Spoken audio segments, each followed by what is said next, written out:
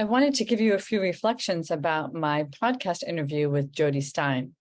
One of the things that I really like people to know about is there's all different kinds of ways of working on yourself, especially if you're going through something. And usually people seek out counseling because they're going through something, or they seek out support because they need something. They need some kind of connection.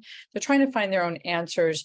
And part of what I find is the most important therapeutic part of therapy, support groups, mediation, the work that I do, is that people can find their own genuine ways of creating their own path of healing. So I love the example that Jodie Stein gave about the nervous system. And I know lots of folks are talking about the nervous system and being attentive to your own nervous system, where you are in your body, doing an inquiry. How are you doing right now, for example?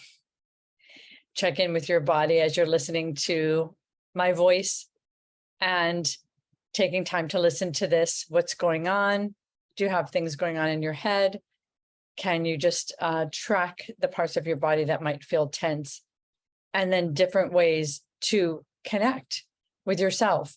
And I love the 4 points that she made around calming down your nervous system, which is one, just trying to be really, really present. And one of the ways is being present with your breath. So for right now, if you can just see where your breath is in your body, just locate it, breathe in, exhale, feel parts of your body. Notice the ones that are drawing your attention. The other is to be in nature. So right now I'm not in nature. I'm actually sitting in my home office, but I'm looking outside and I'm seeing the trees sway, which reminds me of all of my 5 senses, being aware of that. The feeling of the wind on my body, the feeling of the temperature in the air, the smells that come with the tree blowing in the wind, the visual that it's bringing me, the feeling deep inside, and the sound of the wind. So I'm remembering all of that in that moment that I'm looking out of my window and noticing some part of nature. So you can do this even if you're not walking deep in the forest. The other part is connecting with people. Connecting with people is so important, right? So even if you're just taking a moment to smile, taking a moment to say hello, if you're on your way to the gym and you just notice what's going on around you and connecting with maybe the way people are moving their body, I always find that that's a really good way to connect if I'm not feeling very social. And the other is to remember your capacity. There's lots and lots of areas of your life where you're able to really function and grow and move and change and be yourself and be an expert. So remember those places where you have a great capacity, and your capacity will calm you down because you know in your capacity that you've been through things and you know how to get through things. So I love that connection with the nervous system that she brought our attention to. Some of the other thoughts is just like starting and ending. I call it more like a ritual or a sometimes routine practices that you might have throughout the day that help you connect with yourself.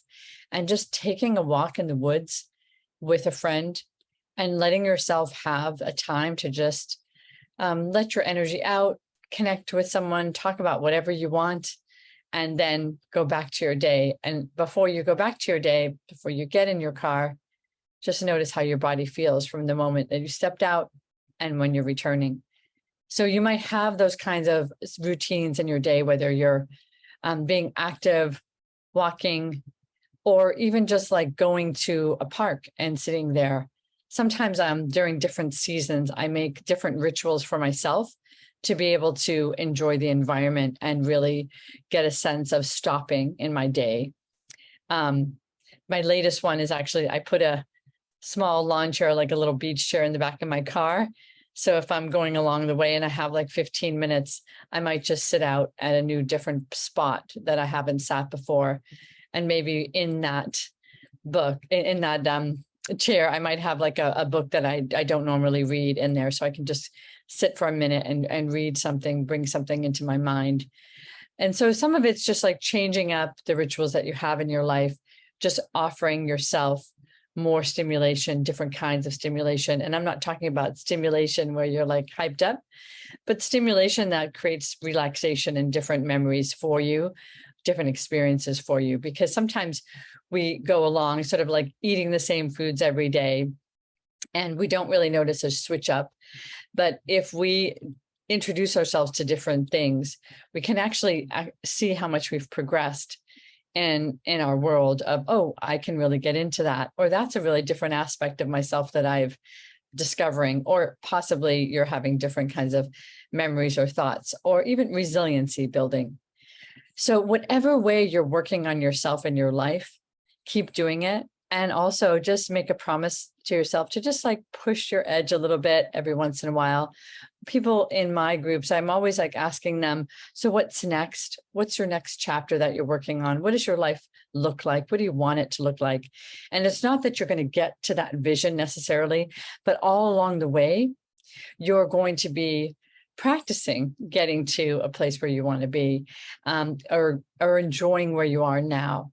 So remember, the now and the manifestation, they go hand in hand.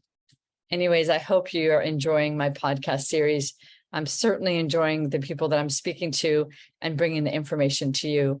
And there's lots of different ways that you can access me on my website, in my relatable community, lots of things that I'm doing where you can find ways to stop your day and connect with other people who are working on healing themselves as well. Take care and bye for now.